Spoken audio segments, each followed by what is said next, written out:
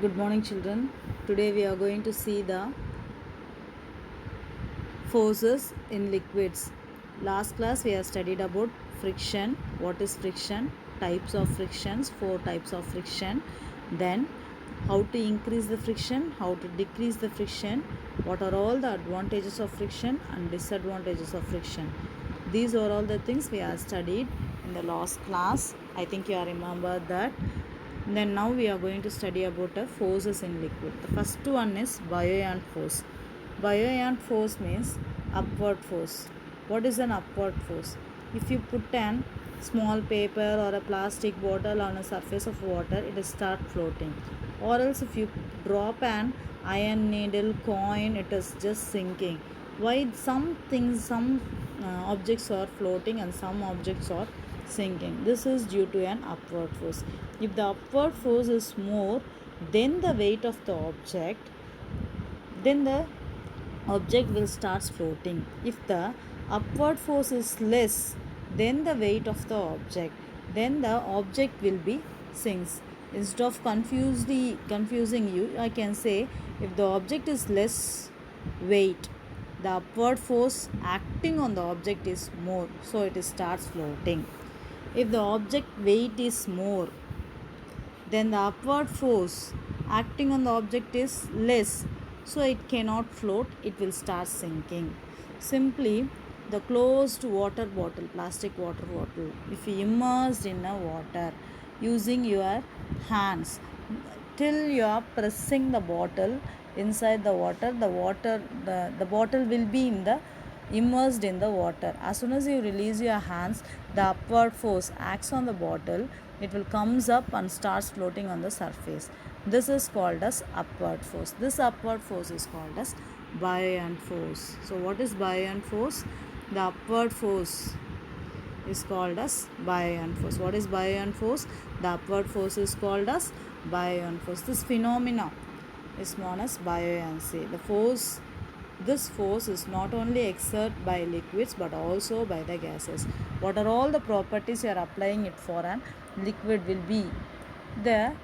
be applicable for gases also. So we can say this property is for both liquid and gases. Liquid and gases together called as fluids. What are fluids? Yes, liquid and gases together called as fluids. The upward force, as I told, the upward force has to decide whether the body has to float or sink. Again the same thing, the upward force is more, the body will be floats. The upward force is less, the body will be sinks. In turns, we can say that the weight of the body is more than the upward force, it will be sinks. The weight of the body less than the upward force. Upward force is nothing but buoyant force, it will start floating. Pressure exerted by the liquid. There is an instrument called manometer. What I said? An instrument called manometer. So what is a manometer? Yes, manometer is an instrument. What is a manometer? It's an instrument. What is the use of that instrument? The instrument is used to measure difference in the liquid pressure. The instrument used to measure the difference in the liquid pressure is called as manometer. So liquids do not have a shape. Whether liquids having a shape? No, only the solids having the shape. Liquids won't have a shape. It will have the shape of the container where it is.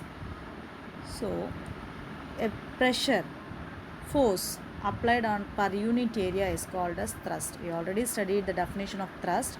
Thrust is nothing but pressure or force applied on a unit area is called as pressure or thrust. This pressure exerted on the liquid is called as static pressure. The force acting on a unit area on the surface on which the liquid is placed is called static pressure of the liquid. The force applied on a liquid on a surface area, unit surface area, is called as pressure. Liquid exerts a pressure not only on the base of the container, also at the sides of the wall. how the pressure of in a liquid varies depends upon the depth. We are going to see in a different experiment. First itself I told about the manometer. Here the U-tube manometer is there. In this P1 and P2 is the pressure where you are applying the pressure. If you are applying, you just think there is a piston in P1 and P2. If you press the piston P1, it will make the liquid to move upward. In the piston P2 will make move. If you press the piston P2, it will make the liquid to move and pushes the piston P1. In such a way, it shows the difference in the liquid pressure. Difference in the liquid pressure. It is an instrument used to measure the difference in the liquid pressure. Is called as manometer. Pressure in liquids. Pressure exerted by liquid on the base of the container depends upon the height. You just have the glass tube. Glass tube. On one hole, fix an rubber balloon. On one hole, one side, you fix an rubber balloon and pour the water through the glass tube. Glass tube is just like a straw. Just like a straw. Straw will bend, the glass tube won't bend. No. At the one side of the hole, you are fixing the balloon and pour the water on the next side, other side hole. The balloon will start blowing because of the water. It will be blowing. It will be bulging. The bulging will be increases by increasing the water level and height of the water column in the glass tube. This shows the pressure exerted by the liquid at the bottom of the container depends upon the height of the liquid column. Height of the liquid column increases, the pressure at the bottom of the balloon will be increased. The second experiment, the liquid exert same pressure in all direction at a given depth. Take a water bottle, fill it with water and pierce it at the same height in different direction. At the middle of the bottle, you make 3 holes at different direction and see the water coming out of the hole. You can able to see that water coming out in all the 3 holes with the same pressure. This confirms the liquid exert the same pressure in all direction at the same depth. And the third experiment is fill a water bottle with the water and make the 3 holes at different height in the same direction. At different height in the same direction.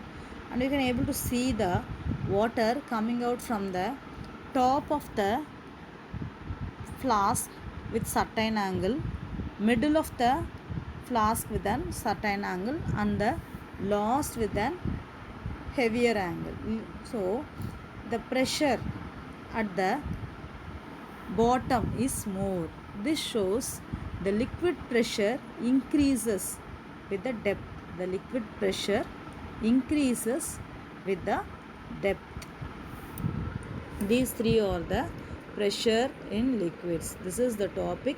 Forces in liquid we studied. Force acting on a unit area is called as pressure. So we have studied the pressure of the liquid in a 3 experiment. One is height column increases, the pressure at the bottom of the balloon increases. The second one is pressure is same at the same depth. Then third one is when the depth is increasing, the pressure will be more. These are the 3 things we have studied about the forces in liquid in this video. In the next video we will study about the Pascal's law.